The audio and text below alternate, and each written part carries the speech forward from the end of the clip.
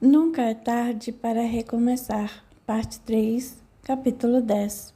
A história de Brutus, o cavaleiro.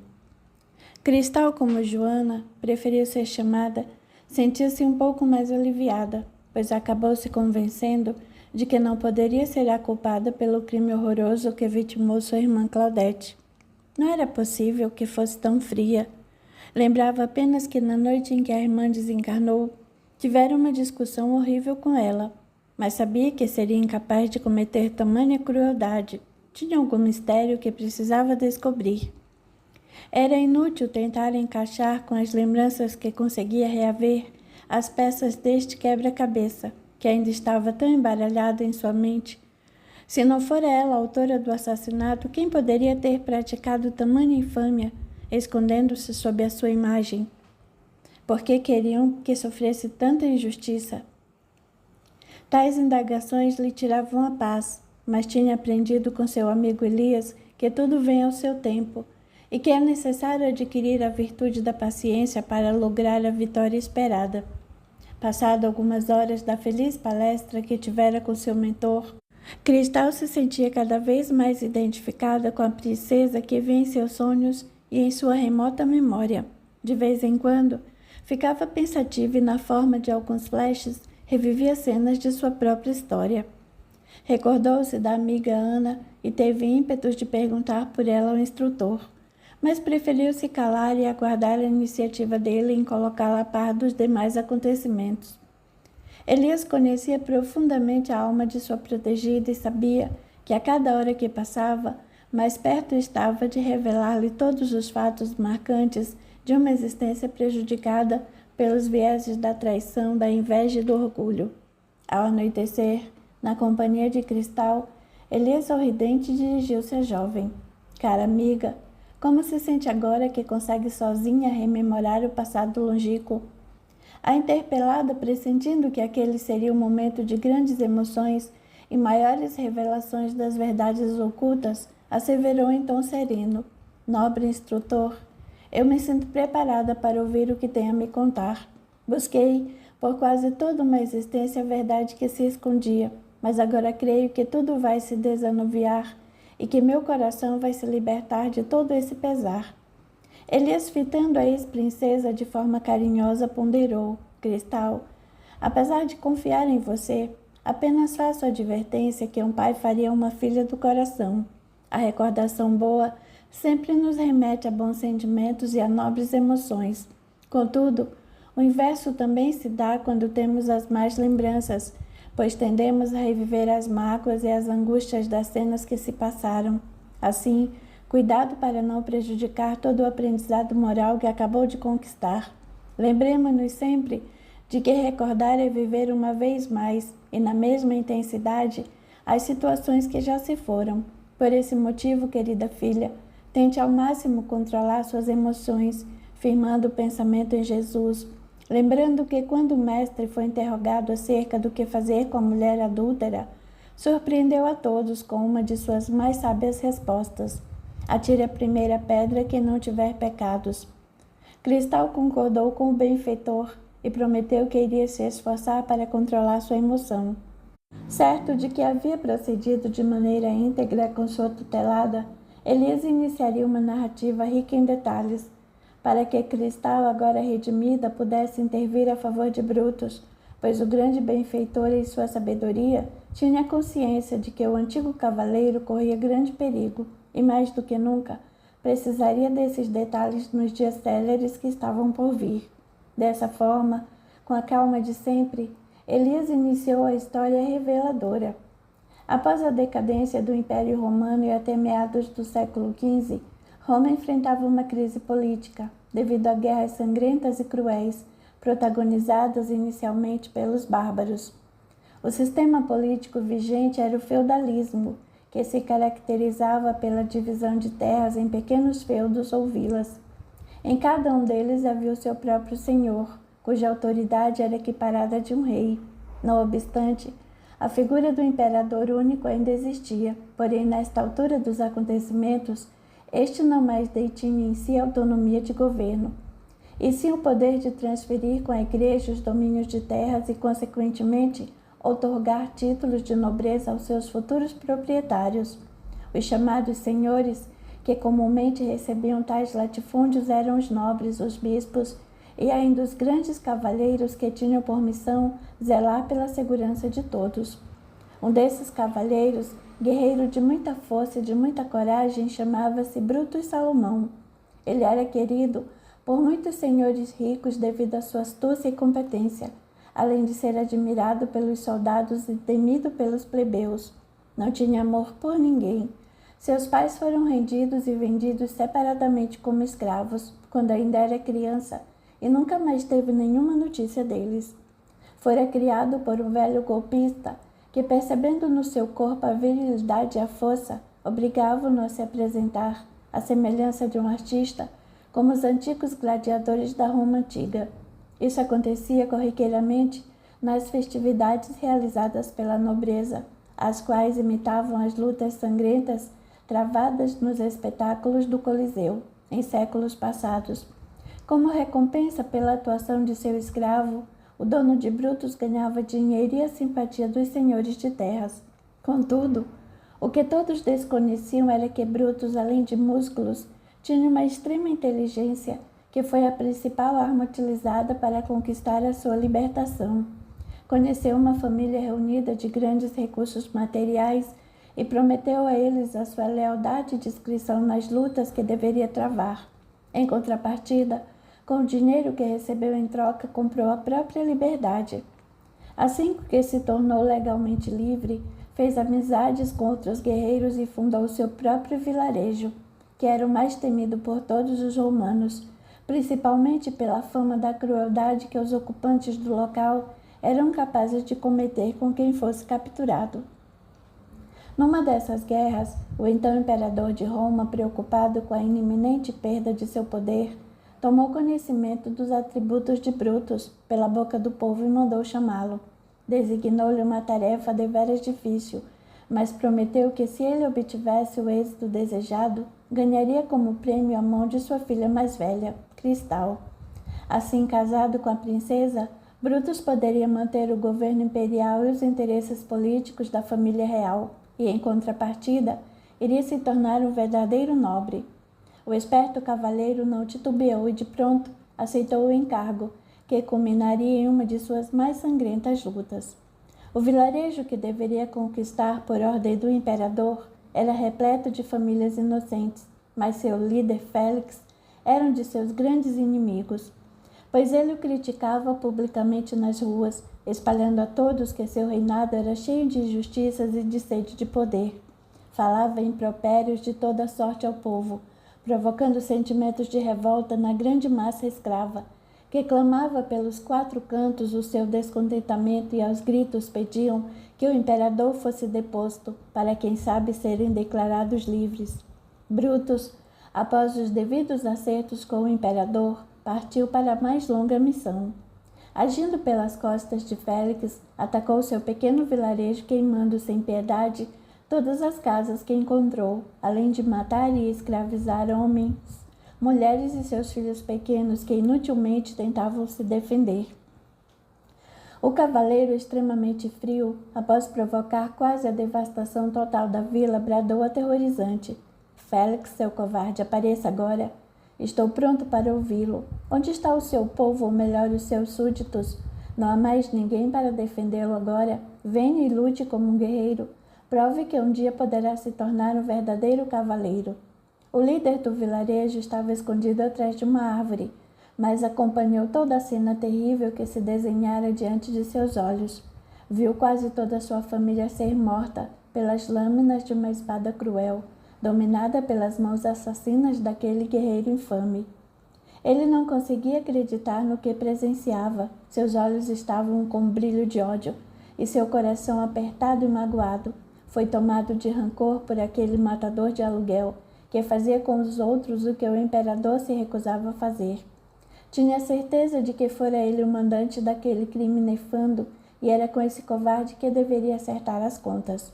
Todavia, agora Brutus era o seu maior inimigo, e sabia que deveria ter calma para conseguir escapar com vida daquela guerra covarde. Não iria aparecer naquele momento, aguardaria a oportunidade de surpreender o cavaleiro e matá-lo, para depois jogar o seu corpo na frente do imperador, com o recado de que ele seria o próximo.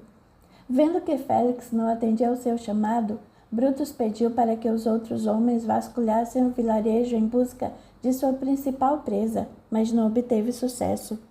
Não poderia voltar ao reino sem ter concluído sua missão. Dessa forma, decidiu que ficaria por alguns dias hospedado em uma estalagem ali perto, com o fito de desferir de surpresa o golpe fatal em Félix.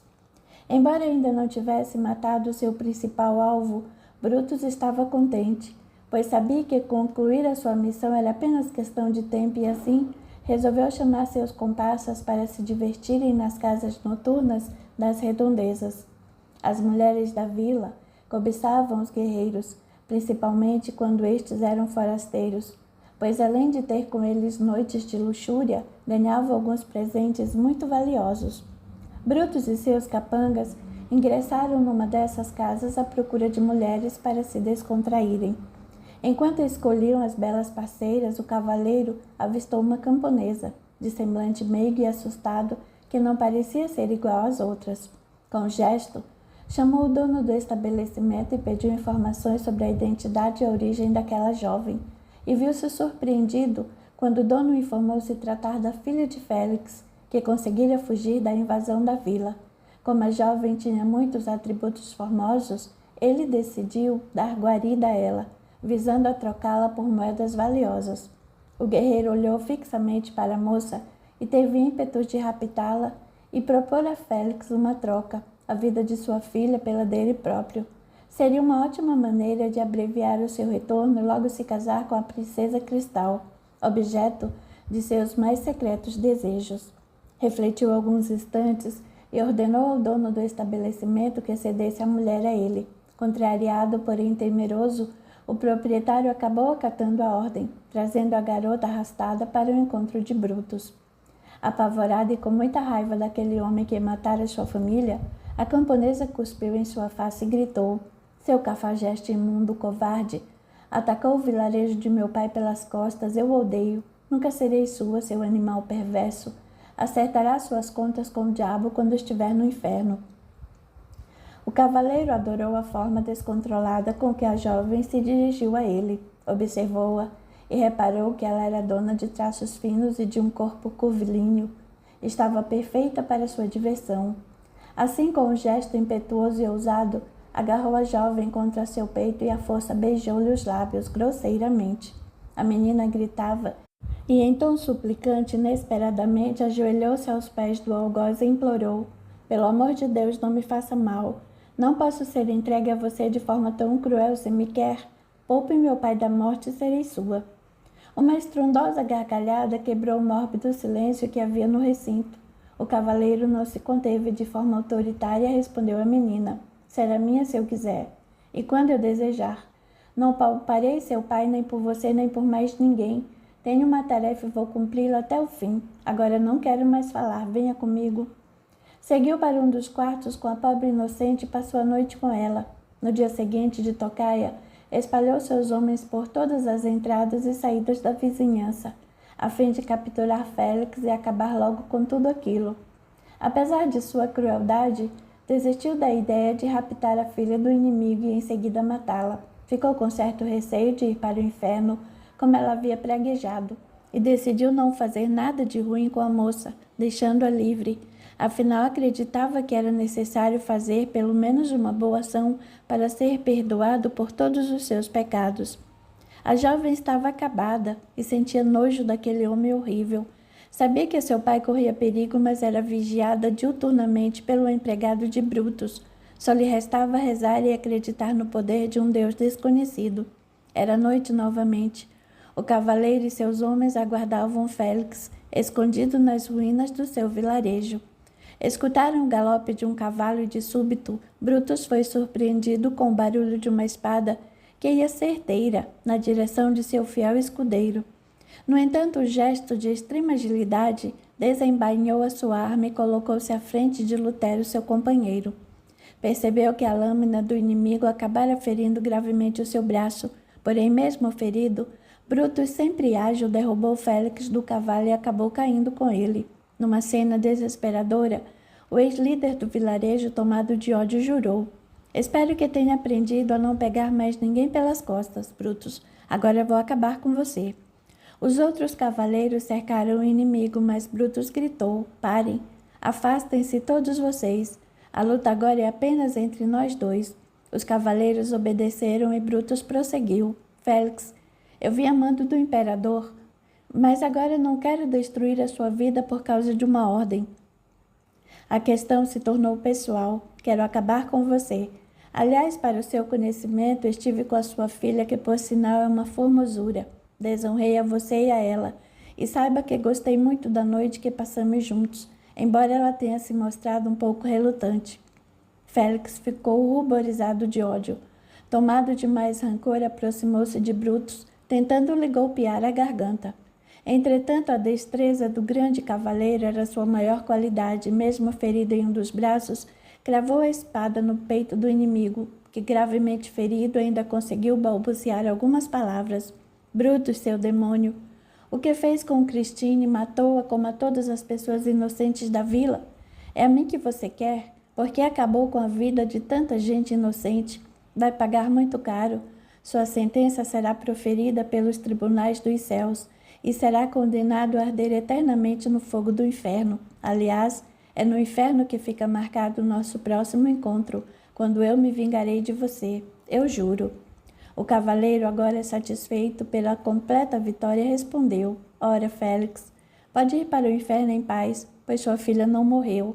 Eu a deixei viver como prova de minha misericórdia."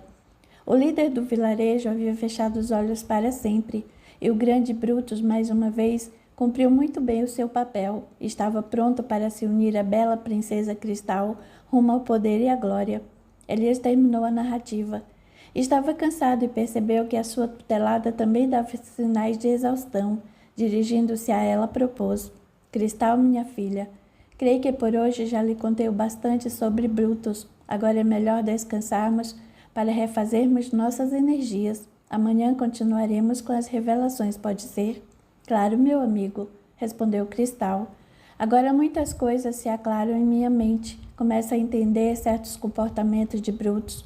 Quando nos encontrávamos no castelo, aos poucos tudo se encaixa." "Perfeitamente", concordou o benfeitor. "Vamos para o nosso repouso reparador." Capítulo 11. A fuga. Éber estava ansioso pela chegada de Lutero ao calabouço. Precisava lhe contar todo o ocorrido para que ele se sentisse mais seguro. Afinal, agora, ele havia conseguido se lembrar de que realmente fora o grande guerreiro Brutus. Escutou passos do lado de fora e estava certo de que era o companheiro tão fiel e querido de outrora. Conseguiu se recordar de Lutero quando este foi o seu mais leal servo na sua existência passada, e sentia que agora não seria diferente. Fugiriam juntos como nos velhos tempos. Por outro lado, o capataz se aproximava da cela bastante inseguro e temia que alguém pudesse desconfiar do plano, porém, agora já era tarde demais para desistir. O duelo entre Félix e Éber estava marcado para dali a alguns dias e ele sabia que o prisioneiro não teria nenhuma chance. Abriu a porta da prisão e sussurrou ao parceiro: "Éber, estive com Félix e ele me informou que marcou o duelo para daqui a 3 dias. Temos de nos apressar para a execução do plano, senão estaremos condenados às mais terríveis torturas morais." O amigo, entretanto, permanecia sereno e revelou: "Lutero, eu preciso lhe confidenciar um fato que aconteceu comigo há poucas horas. Adormeci e sonhei com minha esposa Clarice, que me aconselhou a perdoar os meus inimigos e a rezar para Deus, suplicando pela possibilidade de me recordar sozinho de meu passado. Fiz o que ela sugeriu e tive uma resposta dos céus. Uma imensa claridade se formou neste recinto e um anjo me falou que Deus havia me ouvido e por essa razão, aos poucos, ele me concederia a graça pretendida, desde que eu utilizasse as memórias para o bem." "Deus? Anjo? Está louco? Que diabos está querendo com tudo isso? Será que não percebe que nem Deus nem ninguém poderá enfrentar Félix, caso ele descubra que estamos planejando sair daqui? Acredita mesmo que algum ser celestial seria capaz de passar pelas sentinelas que ficam de prontidão e vir lhe dar recados? Ora essa! Era só o que me faltava. Você deve estar delirando, objetou Lutero descrente.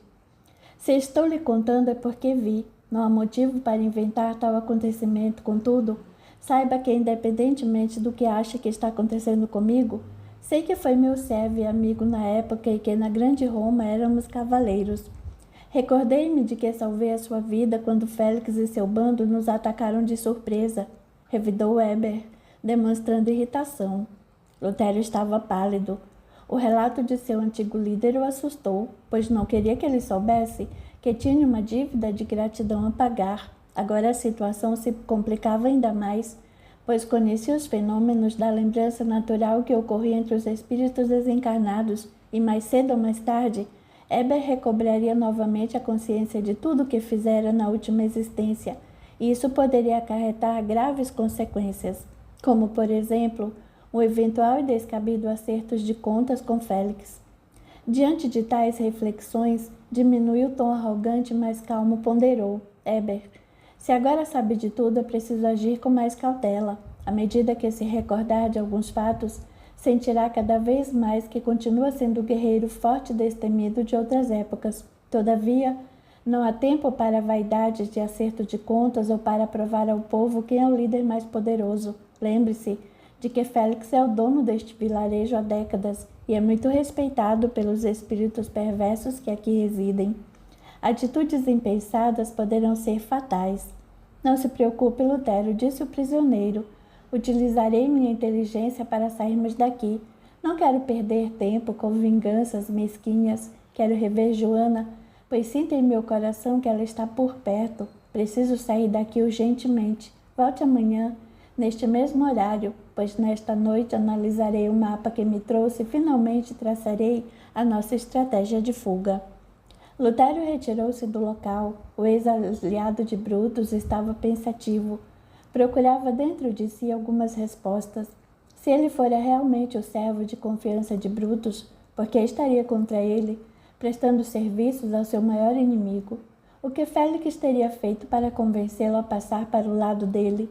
Porque ele conseguia acessar a memória remota de outras mentes e não se recordava do seu próprio passado. Que véu de mentira o fazia esquecer-se de sua própria história.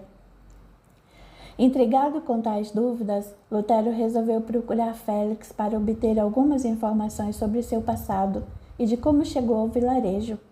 Estava caminhando em direção à casa do líder quando decidiu retornar. Viu que ele conversava com alguns capangas e se escondeu para poder ouvir o que dizia. Félix estava rodeado de soldados e radiante comentava com soberba. Sim, meus caros, agora é minha hora. Matar-me da forma que ele fez foi pura covardia. Não poderia acabar com ele da mesma maneira, pois se assim fosse, me igualaria àquele ser ínfimo. Lutero tinha razão quando sugeriu o duelo. Publicamente, vou me revelar um ser piedoso e justo, pois lutaremos de igual para igual. Fez uma pausa e um dos soldados perguntou, Senhor, mas Lutero ainda não desconfia de nada? Mesmo após a captura de Brutus, o senhor ainda guarda aquele segredo? Félix, mudando o tom de voz para um murmúrio, respondeu à indagação contrariado. Cale a boca, soldado infeliz. Não vê que Lutero é um dos meus maiores homens? Se eu revelar a ele que bloqueei a sua consciência quando chegou aqui, para evitar que se recordasse de que um dia fora meu inimigo, ele vai querer me arruinar e me abandonar. Lutero foi assassinado por um de meus capangas que jurou vingança no dia de minha morte, e logo que deixou a terra, ele foi sequestrado inconsciente e trazido para mim como prêmio. Prometi que eu iria usá-lo como parte de minha vingança, quando capturasse Brutus, que certamente ficaria decepcionado ao deparar com seu mais fiel soldado, prestando serviços ao seu mais cruel inimigo. Em consequência, amargaria para sempre a dor de uma traição, assim como fez comigo quando desonrou a minha filha querida. Lutero ouviu aquelas palavras e chocou-se com tamanha cupidez. Que homem horripilante era aquele? Seria pior do que o próprio Brutus. Fora capaz de enganá-lo por todos aqueles anos, dizendo que o salvara de cruéis inimigos, e ele, por gratidão, resolveu retribuir com os serviços prestados de forma competente e fiel. Estava com ódio e com ímpeto de ir tirar satisfações com o velho líder, mas achou melhor não piorar as coisas. Se Eber atentasse para esse detalhe, ou seja, de que Lutero não poderia estar servindo a Félix por ter sido seu amigo, com certeza não iria perdoá-lo, pois acreditaria ter sido enganado e traído em sua confiança. Será que seria oportuno contar a ele o que eu vira? Não, deixaria que o tempo decidisse. No momento combinado, Lutero compareceu ao calabouço e Eber, afoito, foi logo dizendo: Lutero, eu já sei o que fazer. Nossa fuga será amanhã ao entardecer. Félix geralmente descansa nesse horário e as sentinelas de plantão se revezam. O povo quase não enxerga o que existe à sua volta e podemos alcançar o portão dos fundos sem sermos vistos, se utilizarmos os disfarces dos vigias. Para isso, teremos de dominá-los, vestir suas roupas e sair sem levantar suspeitas. Será que você conseguiria os uniformes sem precisarmos render os vigilantes? O que pensa de tudo isso? Não creio que tenhamos dificuldade em conseguir as vestes. Amanhã pela manhã tentarei convencer Félix a ir palestrar com alguns soldados sobre o duelo, treinando com eles alguns golpes mortais. O público ficará atraído por este espetáculo de guerra e o caminho ficará mais livre para sairmos do vilarejo disfarçados de vigias, concordou Lutero. Então está perfeito. Aguarde-o aqui amanhã às 4 horas, concluiu confiante o ex-cavaleiro. Ao amanhecer, Lutero, muito esperto, procurou por Félix, e como sabia que ele era extremamente vaidoso, começou a dizer: Senhor, estive pensando que o dia do grande duelo se aproxima. Por que não treina com os soldados golpes mortais que só o verdadeiro guerreiro sabe desferir? O nosso prisioneiro nada entende de lutas, pois ainda está anestesiado em sua consciência. Será muito fácil reduzi-lo a pó e, ao mesmo tempo, esse treino poderia ser visto pelo povo para promover mais entusiasmo e acrescentar mais ansiedade para o tão esperado espetáculo. Félix sorriu e, com orgulho inflado pelas palavras do capataz, concordou. Ótima ideia, Lutero. Creio que com o treino público, a plateia vai se deliciar e ficará mais ódio de nosso prisioneiro. Pode lutar comigo? Surpreso pelo convite inesperado, Lutero, um pouco inseguro, disfarçou. É sempre uma honra, senhor, mas infelizmente não será possível. Necessito providenciar alguns armamentos e vigiar o nosso prisioneiro, que se encontra cada dia mais rebelde. Esse sujeito tem de sofrer. Assim que eu gosto, Lutero. Convoque todos para comparecerem à arena dentro de 3 horas, para assistirem ao espetáculo, rematou Félix satisfeito. Lutero cumpriu a última ordem de seu líder e, escondido, entrou nos aposentos dos vigias para furtar algumas peças de roupas. Após pegar tudo do que precisava, colocou as vestes dentro de um saco de estopa.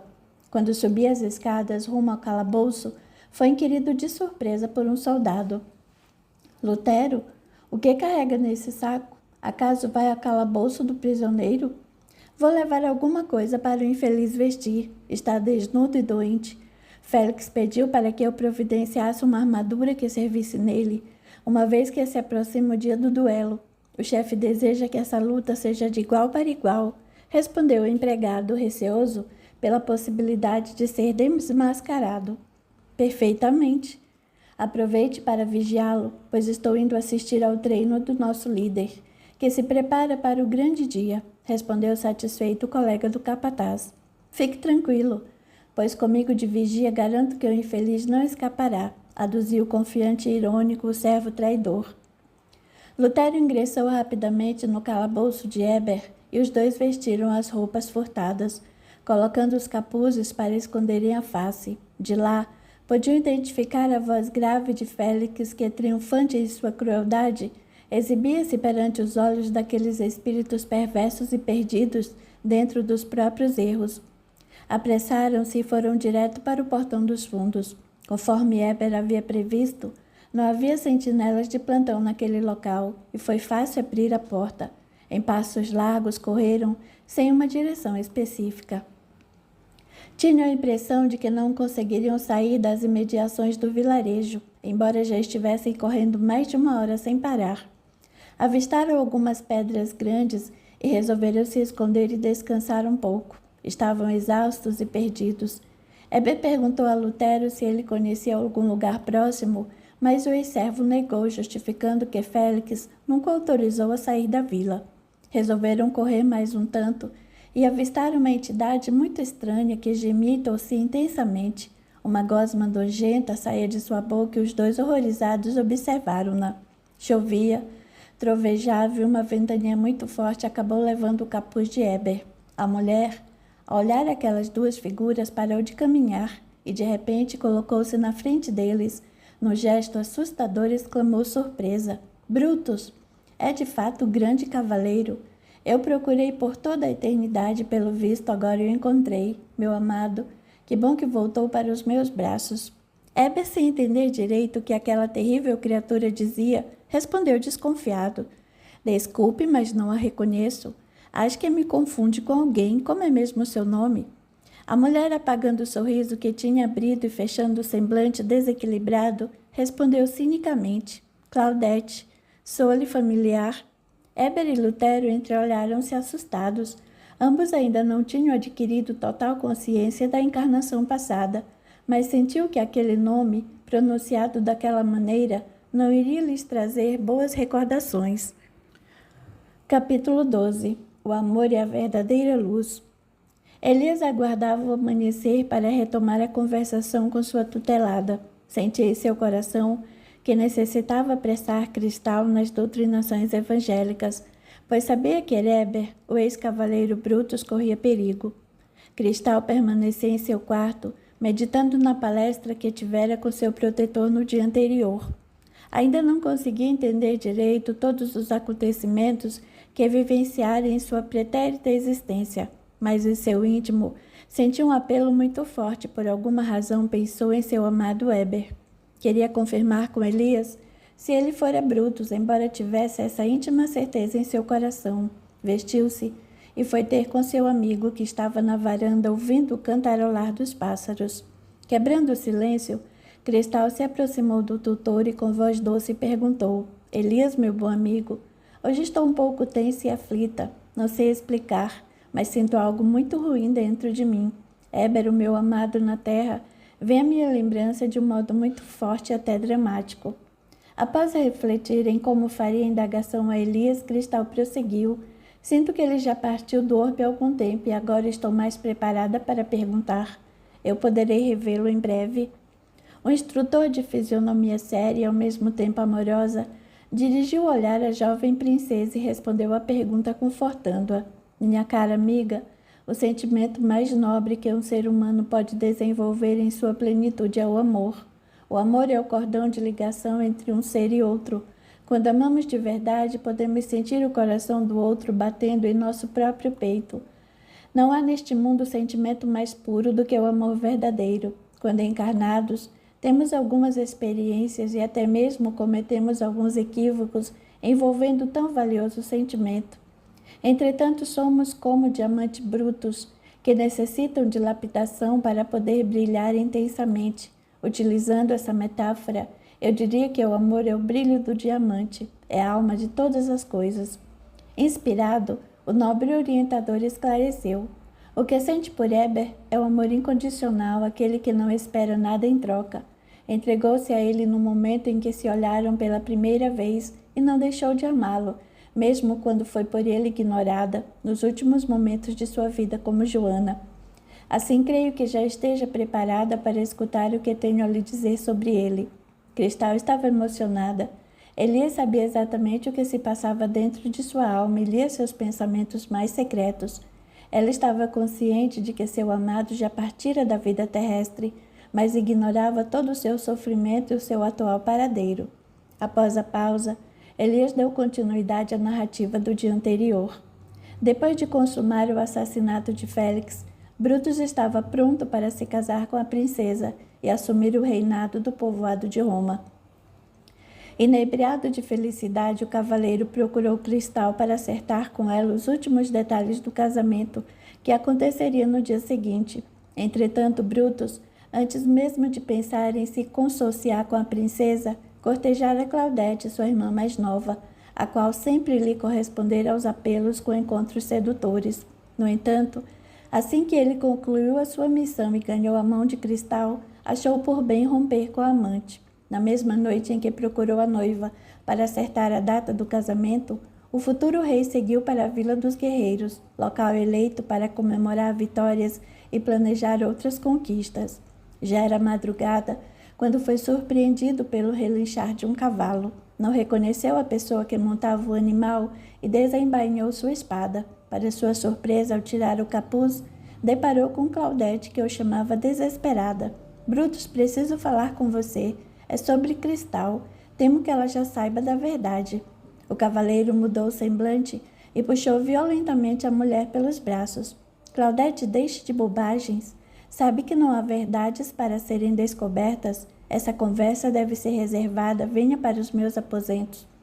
A interpelada sorriu disfarçadamente e concediu com gesto.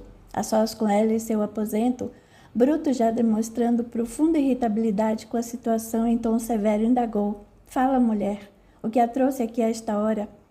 Claudete, sedutora e atraente, respondeu ao seu amado. Ora, Brutus, por que se dirige a mim dessa forma? Acaso se esqueceu de nosso romance? Venha, abrace-me, não vim aqui senão para juntos comemorarmos sua vitória. O cavaleiro já havia tido outras noites de amor com Claudete, mas agora estava cansado dela, iria se casar com sua irmã. Logo queria dar um basta na situação. Mudando o tom, começou a explicar o que sentia a astuta mulher. Claudete, você é uma jovem muito atraente e sabe que mexe com meus brios masculinos, mas agora quero que aceite que o nosso romance deve chegar ao fim. Como sabe, meu casamento tem data marcada para acontecer. E, embora não ame a minha noiva, devo no mínimo respeitar-lhe a dignidade. Não quero perder o trono por causa de aventuras amorosas. Claudete estava ruborizada de ódio. Bruto chamava o seu romance de aventuras amorosas. Ela não significava nada para ele. Como se atrevia a se dirigir daquela forma tão vulgar a uma nobre senhora? Tomada de rancor, a bela e perigosa mulher novamente no lombo de seu cavalo praguejou. Brutus, como se atreve a se dirigir com tamanho desrespeito à minha pessoa e ao meu status? Não sabe com quem está se metendo. Não perde por esperar. Vai se arrepender de me tratar como um lixo e de me jogar fora. Antes que o cavaleiro tivesse qualquer reação, Claudete saiu, deixando uma nuvem de poeira para trás. Ela estava convicta de suas próximas armações. Não deixaria a irmã assumir o trono ao lado do homem que amava. Quem era Cristal para lhe roubar o lugar? Ela não entendia nada sobre como se portar como uma verdadeira rainha e não amava Brutus como ela. Precisava impedir o casamento dos dois de qualquer jeito. E necessitava de um motivo muito sério e grave para fazer Cristal desistir da união. Passado alguns meses de seu encontro com Brutus, e vendo que o casamento de seu amado se aproximava, Claudete ainda pensava em como faria para impedir a união. Foi aí que lembrou que, quando estava entrando na Vila dos Guerreiros, ouviu um dos aliados de Brutus comentar com outro que o líder dormira com a filha de Félix antes de matá-lo, para torturar e acabar com a sua honra de pai. Exultante de felicidade com seus planos maquiavélicos, ela precisava descobrir onde se escondia aquela camponesa plebeia. Voltando à vila devastada, procurou por Cristiane, a filha de Félix, em uma taberna. Avistou o dono do estabelecimento e impetuoso indagou. Por favor, por acaso ouviu falar de Cristiane, a filha do líder morto deste vilarejo? O dono do bar, com ar desconfiado, respondeu. Senhora, o que uma mulher de sua estirpe faz procurando por uma serva plebeia? Claudete, em tom arrogante, devolveu a pergunta. Se sabe que lida com alguém da nobreza, por que não se limita a responder à minha indagação? Onde está Cristiane? O homem percebeu que, se não obedecesse a ela, poderia ser castigado e, muito contrariado, fez um gesto ao seu empregado, ordenando que fosse buscar a procurada. Após alguns instantes, apareceu uma jovem de cerca de 20 anos de idade, grávida, aparentando um semblante entristecido. Claudete, que era perspicaz de nascença, logo concluiu que a rapariga era a mulher que procurava e que a sua gravidez provavelmente fora fruto da violência causada por Brutus. Sentia que encontrara um tesouro precioso e, mudando a fisionomia arrogante para uma expressão falsamente doce, dirigiu-se à menina assustada em tom meigo e apaziguador. Cristine é o seu nome, minha jovem? A moça de cabeça baixa respondeu educadamente. Sim, nobre senhora. Ótimo que consegui encontrá-la. Eu estava à sua procura. Somente agora eu soube do terror provocado por Brutus neste vilarejo e não contive a minha indagação. Vim até aqui em busca de sobreviventes para prestar-lhe alguma assistência. Tenho vergonha de ser a futura cunhada deste homem tão cruel.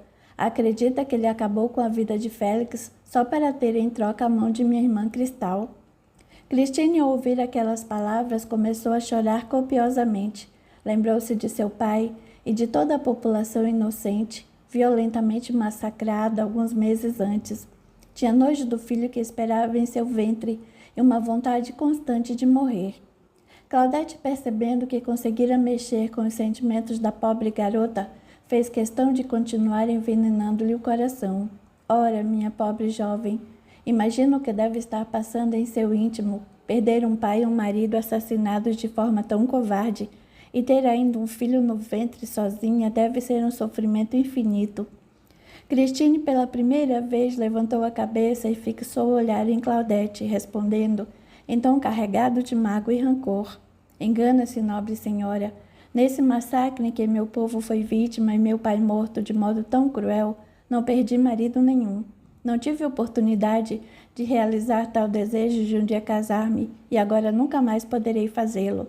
A crueldade e a maldade de seu futuro cunhado se estendeu sobre mim.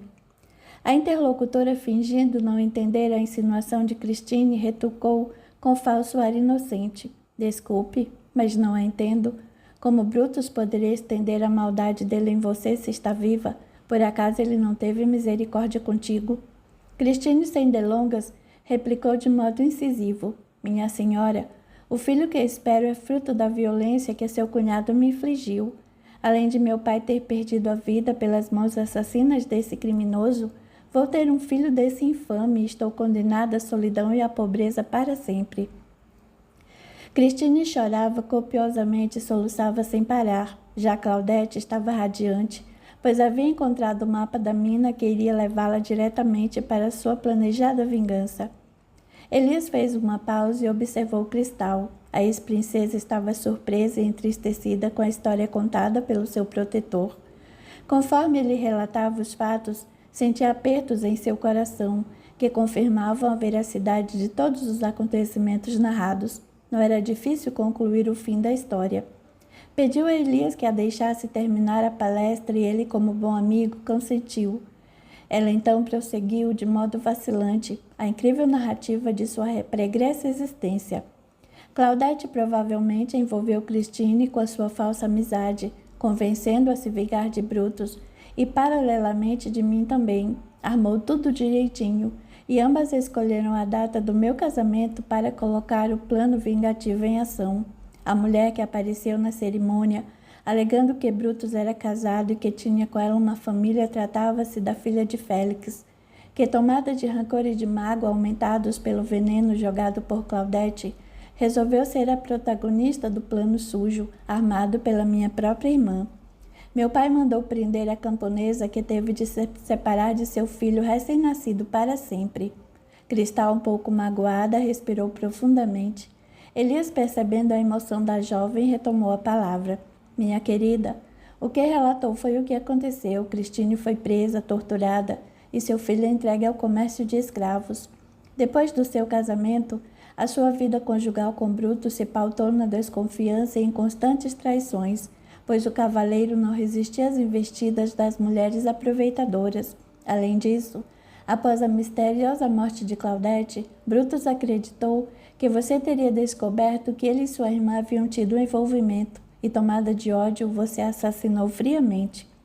Logo que o espírito do ex-cavaleiro retornou à pátria espiritual, foi implacavelmente perseguido por seus desafetos. Assim, para sua própria segurança, ele permaneceu por algum tempo isolado e inconsciente, e passados alguns anos reencarnou.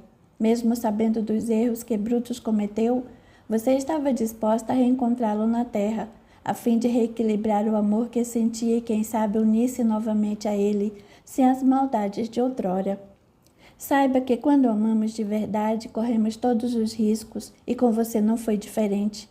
Desde o início trabalhamos para sua conscientização de que Brutus, mesmo de posse de um novo nome e de um novo corpo na esfera carnal, por ainda não haver adquirido a maturidade espiritual, estaria suscetível à cegueira, provocada pela sua invigilância, assim como aos piores equívocos, como efetivamente aconteceu. Ele assumiu a sua nova existência como Eber, um homem comum, com o objetivo de conquistar virtudes e valores morais que ainda estava longe de desenvolver.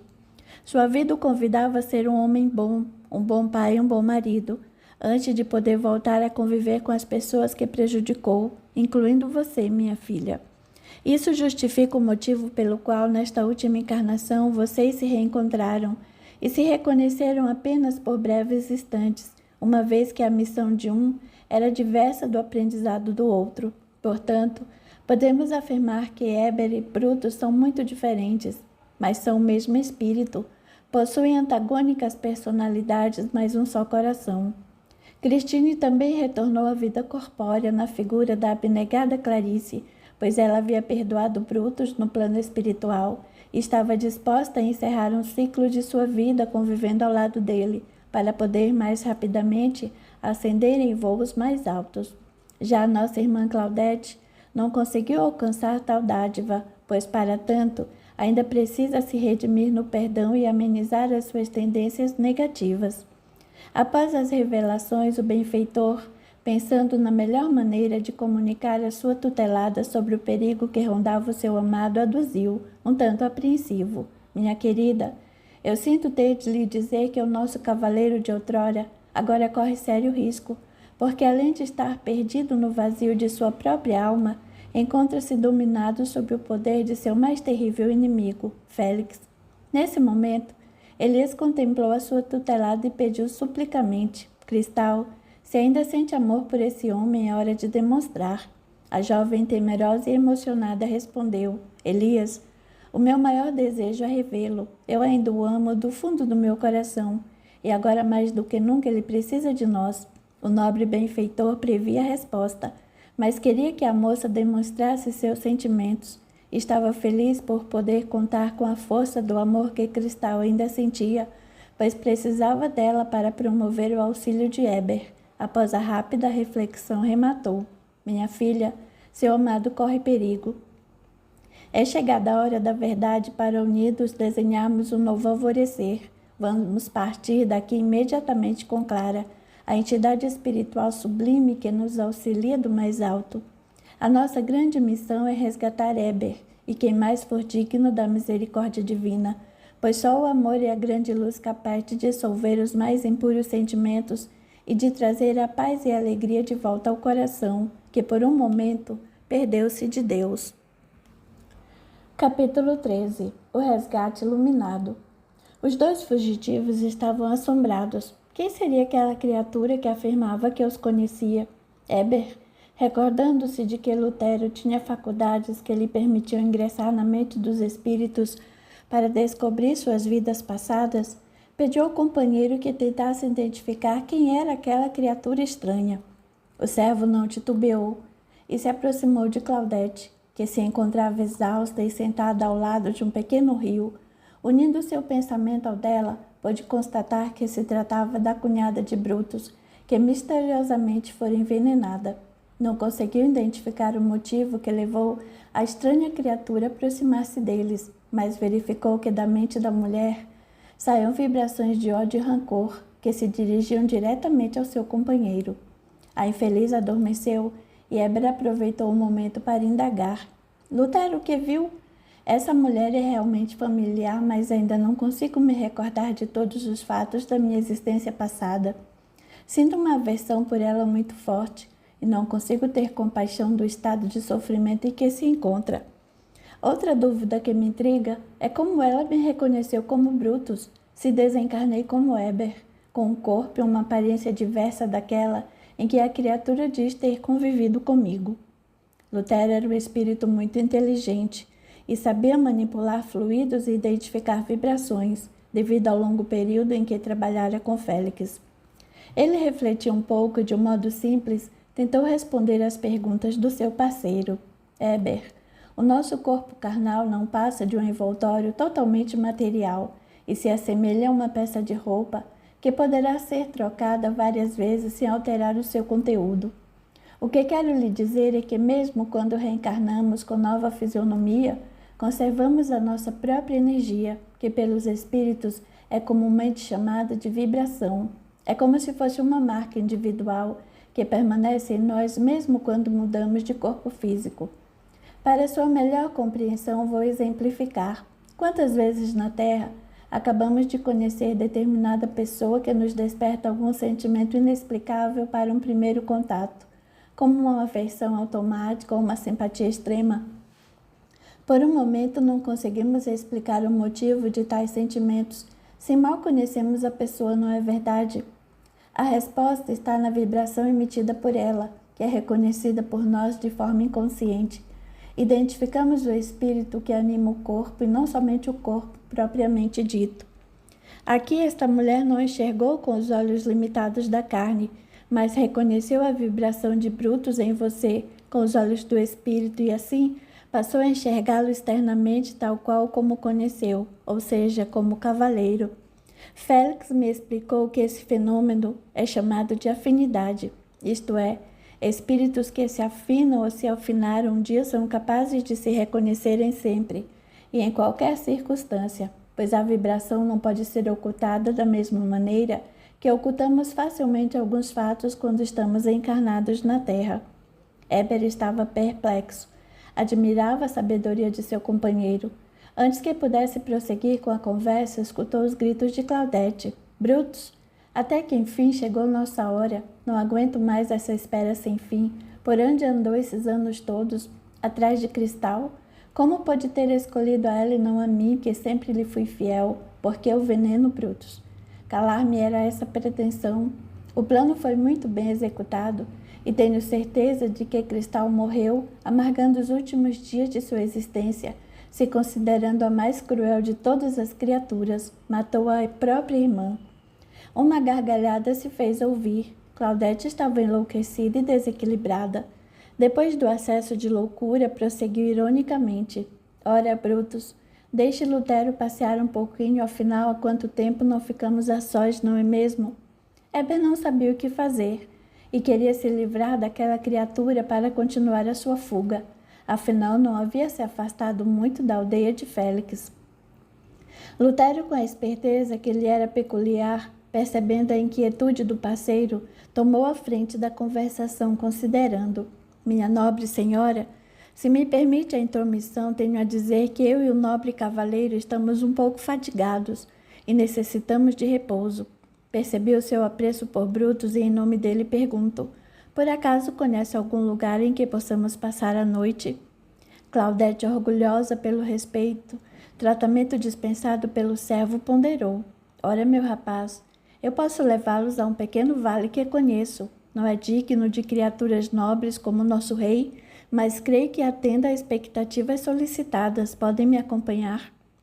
Antes que pudessem dar um passo, Heber e Lutero perceberam algumas vozes muito próximas que diziam: já os procurou no Vale de Lágrimas? Não é possível que tenham ido muito longe.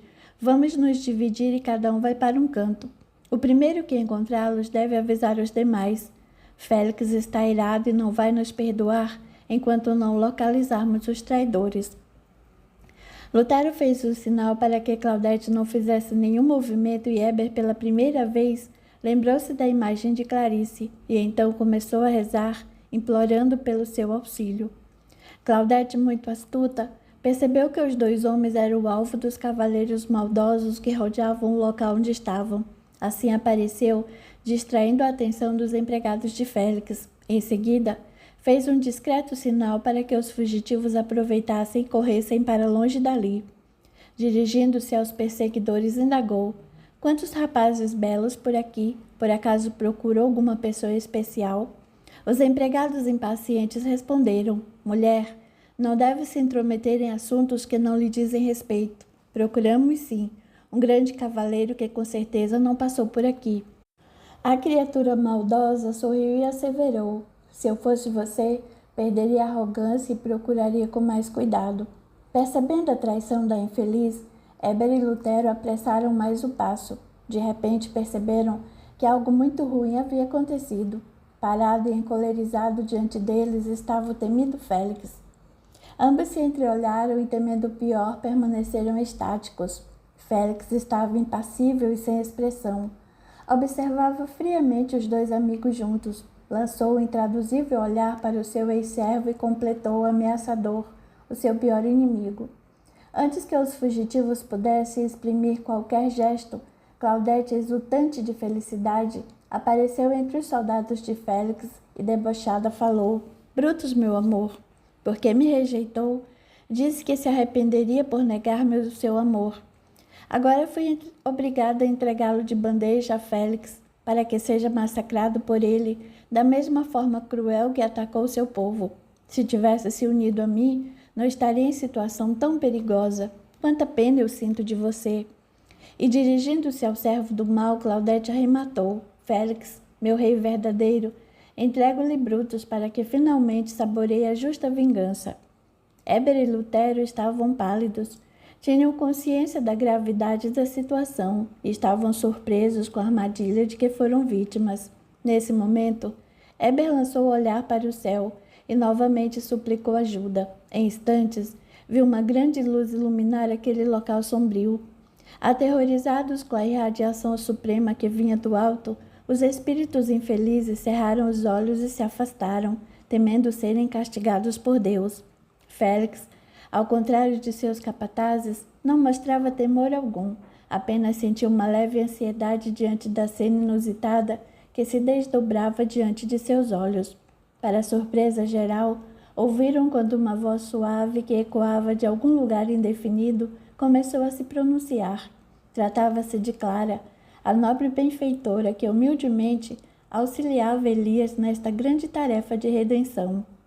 Queridos companheiros de jornada, que esta luz incandescente possa iluminar todos os corações, ainda endurecidos por sentimentos menos felizes. Que o nosso Mestre Jesus os abençoe e ilumine os seus passos. Trago comigo o convite do alto, para que de agora em diante mudem de atitude mental. Insistir em sentimentos como o ódio, o rancor, o orgulho e a vaidade apenas retardam a nossa evolução espiritual e o nosso progresso como filhos de Deus. A misericórdia divina convida todos à renovação moral. Quem aceitar a oferta será salvo se assim desejar. O recomeço é sempre uma nova oportunidade para quem busca a verdadeira paz. Venho em nome de Jesus retirar deste recinto aqueles que se entregaram ao mais sincero arrependimento e que imploraram pela salvação. Um grande silêncio envolveu o ambiente. Félix não tinha forças para revidar tamanha grandeza e se sentia diminuído e fraco. Claudete, por sua vez, permanecia com a postura cabisbaixa, e alguns empregados de Félix, admirados, entregavam-se às lágrimas e ao arrependimento. Lutério e Éber também choravam, e ambos sentiam que algo muito bom estava por vir. Clara observava o quadro geral e prosseguiu em tom sereno: Jesus veio para os doentes, e não para os sãos.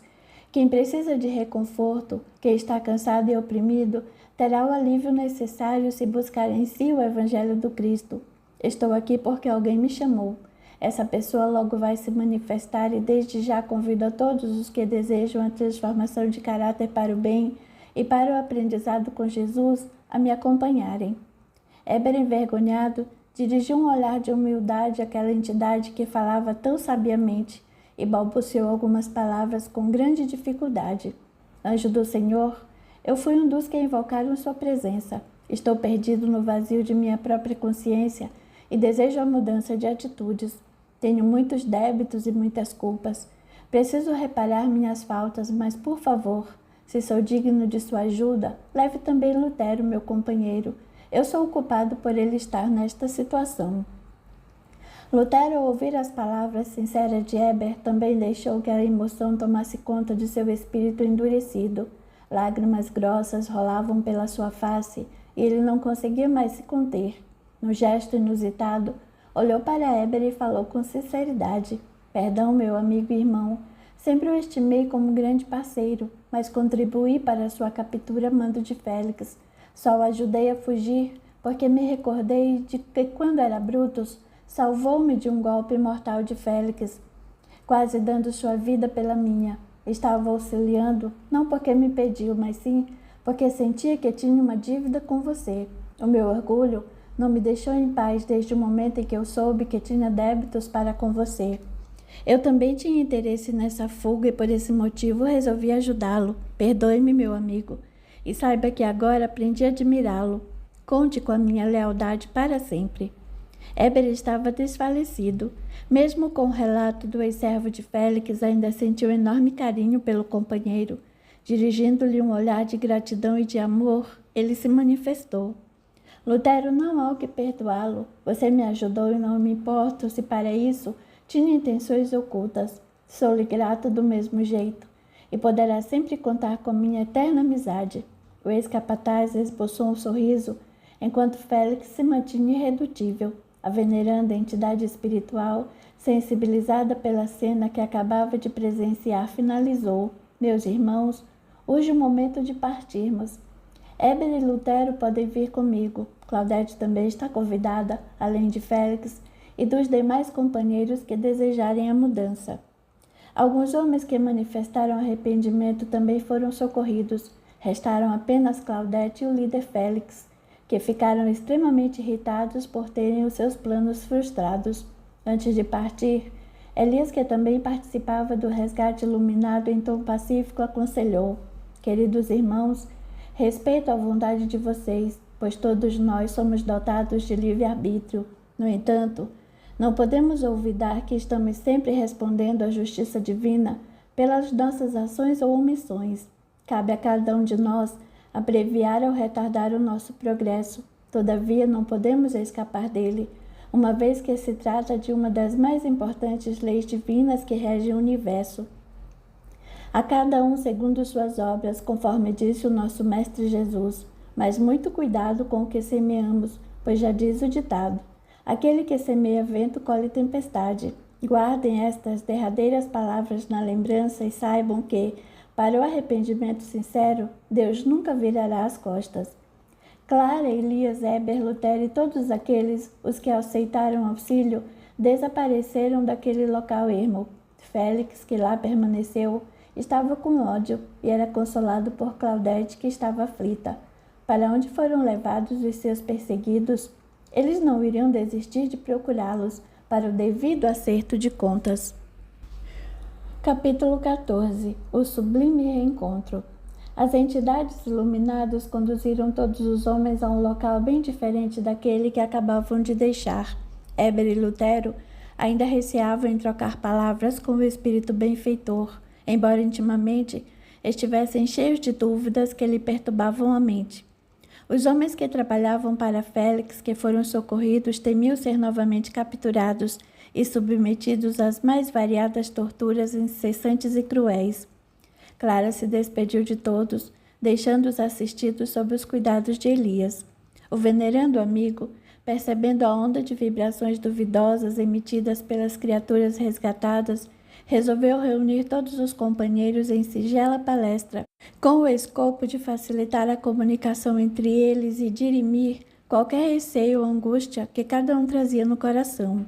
Em tom sereno, o nobre benfeitor começou a se pronunciar com um sorriso simpático nos lábios. Queridos companheiros de jornada, Deus seja louvado por nos conceder a graça de sua infinita misericórdia. Vocês devem estar se perguntando como conseguiram chegar até aqui em um simples momento. Quem é esta entidade que lhes fala? O que acontecerá doravante? Todas essas questões são naturais e fáceis de serem esclarecidas.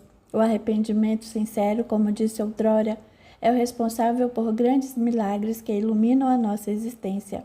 Meu nome é Elias e fui designado pelo Mais Alto para promover o resgate dos que suplicaram a intervenção celestial. Entretanto, ao contrário do que devem pensar, não sou anjo nem tampouco alguém superior a vocês. Sou humano e muito devedor, se não mais do que todos aqui presentes. O que me difere de vocês é que retornei da Terra um pouquinho antes. Creio que a maioria está consciente de que não mais pertence ao grupo de espíritos encarnados no Obi e que deixou o corpo físico rumo à vida verdadeira na pátria espiritual. No entanto, é imperioso esclarecer alguns pontos obscuros a que normalmente não damos muita importância quando estamos revestidos do corpo material. O mais importante deles reside no fato de que não nos atentarmos às necessidades espirituais quando encarnados. Levamos uma via automatizada e a rotina do trabalho, casa, nos consome por inteiro, não permitindo que gastemos um pouco do nosso precioso tempo com estudos acerca da vida, da religião ou até mesmo da nossa própria história.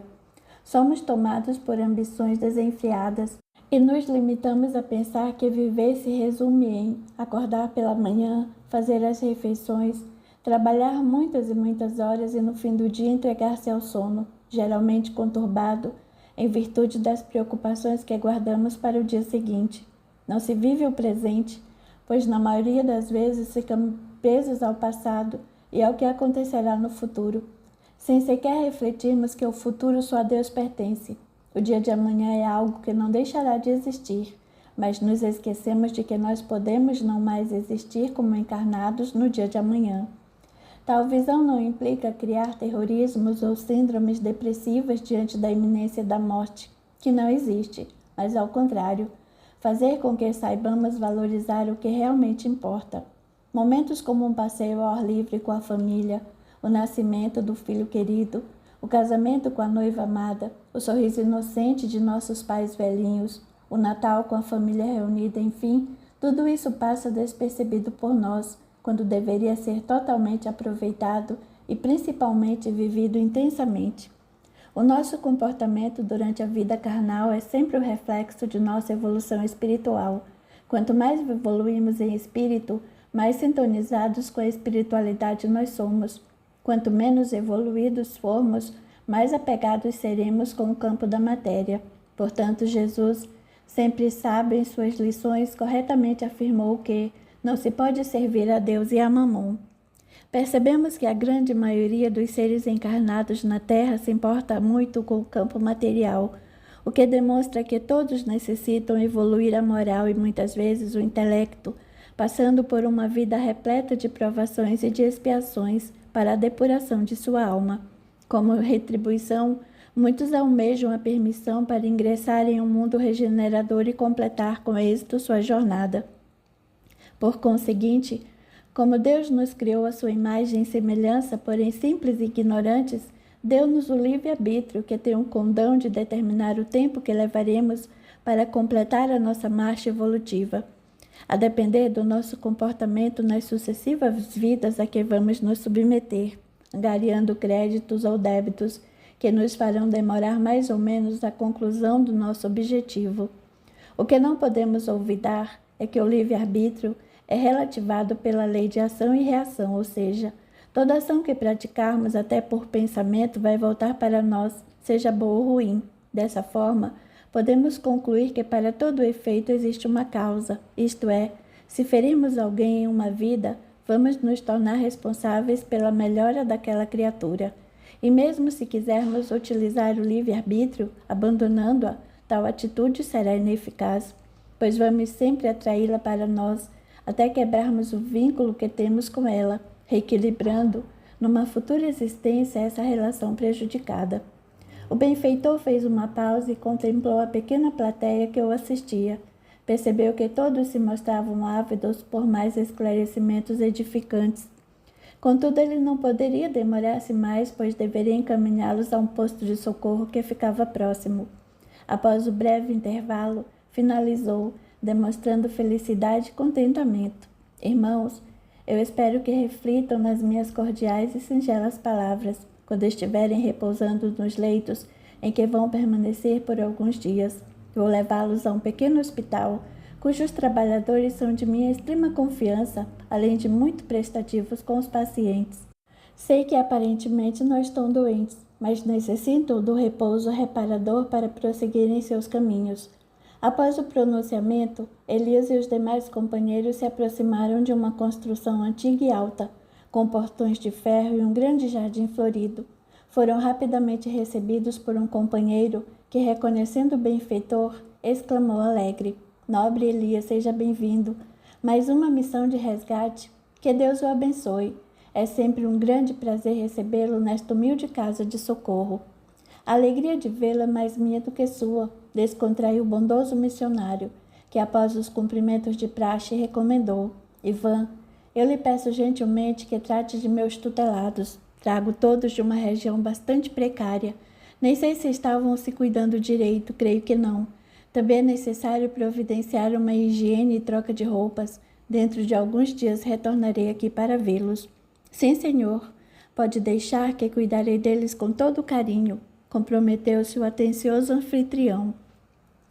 Heber e Lutero não conseguiam expressar nenhuma reação. Estavam exaustos para tecer qualquer comentário a respeito e se encontravam muito necessitados para se darem ao luxo de recusar tal benefício.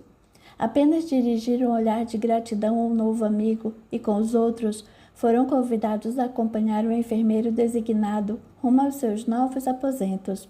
Vendo que os homens se retiravam, Elias prosseguiu a palestra com Ivan, divertindo. Caro companheiro, todos esses irmãos trazem consigo vibrações negativas, oriundas de atitudes que não nos cabe aqui julgar. No entanto, sabemos que tais espíritos muitas vezes se entregam às emoções sem avaliarem as consequências de suas atitudes. Muitos deles foram empregados de um determinado espírito legionário e temem ser descobertos e capturados pelo ex-líder. Por esse motivo, peço-lhe encarecidamente que vigie os passos desses companheiros e, quando possível, evite que voltem ao local de origem, pois se assim procederem, retardarão ainda mais a própria melhoria. Com relação a Heber e Lutero, cuide para que não sejam envolvidos pelas vibrações inferiores e perturbações de antigos desafetos, gerando desequilíbrios que podem dificultar sua harmonização energética. Tenho uma missão especial com eles e necessito muito de sua redobrada vigilância. Qualquer problema eu estarei por perto.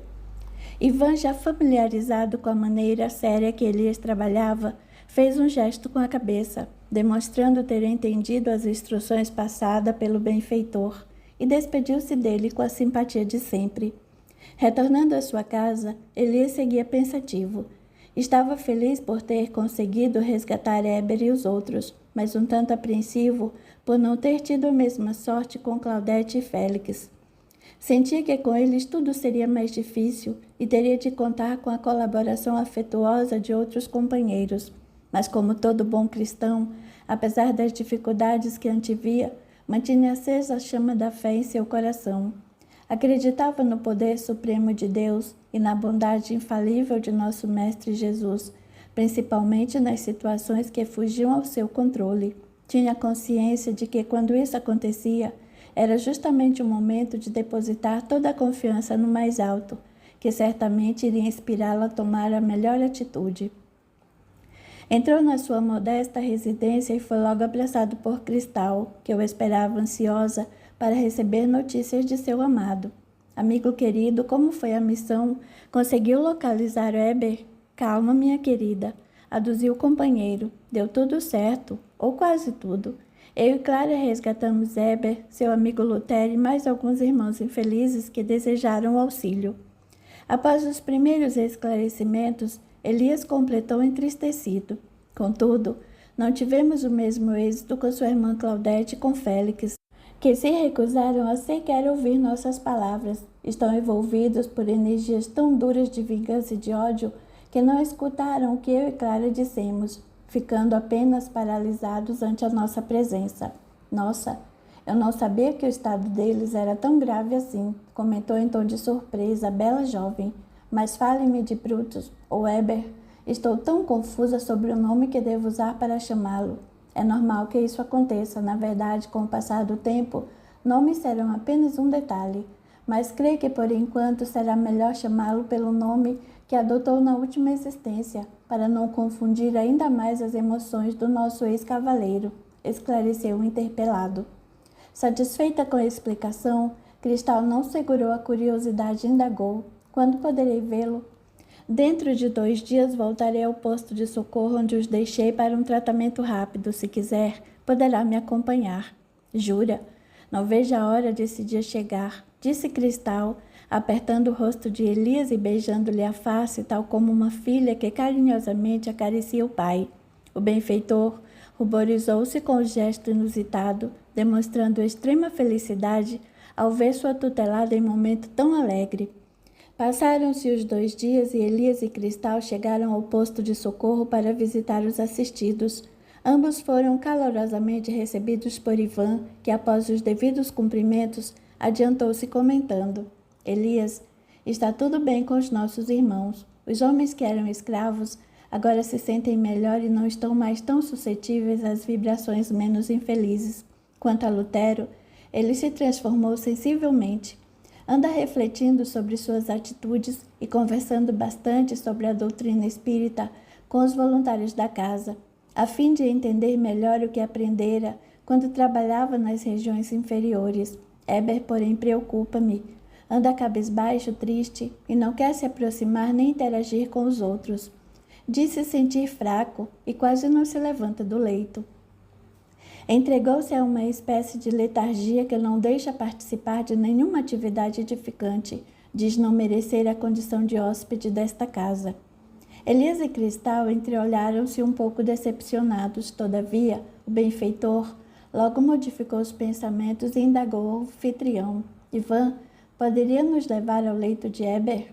Assim, os 3 entraram no grande corredor que conduzia ao quarto, bateram a porta e ingressaram no recinto devagar. O paciente abriu os olhos e enxergou o benfeitor espiritual, o qual lhe dirigiu a palavra em tom paternal: Comanda a saúde, Heber. Sente-se melhor? O doente, forçando um sorriso nos lábios para não desapontar o seu mais novo amigo, respondeu: Recuperando-me aos poucos, meu irmão. Ando fraco e sem ânimo para prosseguir. Parece que fui acometido de um mal incurável ou de uma depressão. Antes que pudesse continuar as queixas, olhou ao redor e viu aquela figura jovial, de rosto esplendoroso e de fulgurantes olhos azuis que o contemplava embevecida. Percebendo que o casal tinha muito para conversar, Elias e Ivan se afastaram um pouco. Heber ficou radiante. Uma onda de felicidade lhe invadiu a alma que tanto sofria. Era ela, sua doce Joana. E estava mais linda do que nunca. Contudo, ele sentia que era atraído pela própria emoção. Não conseguia expressar uma só palavra. Cristal, que sabia da perturbação de Heber e já instruída por Elias, apresentou-se a ele com a mesma fisionomia de sua última existência, para evitar confundir-lhe ainda mais as emoções. Contente e muito emocionada, a ex-princesa abraçou seu amado, que também a apertou de encontro ao peito. Inebriados de saudade, ambos foram dominados por uma emoção que só o verdadeiro amor é capaz de proporcionar.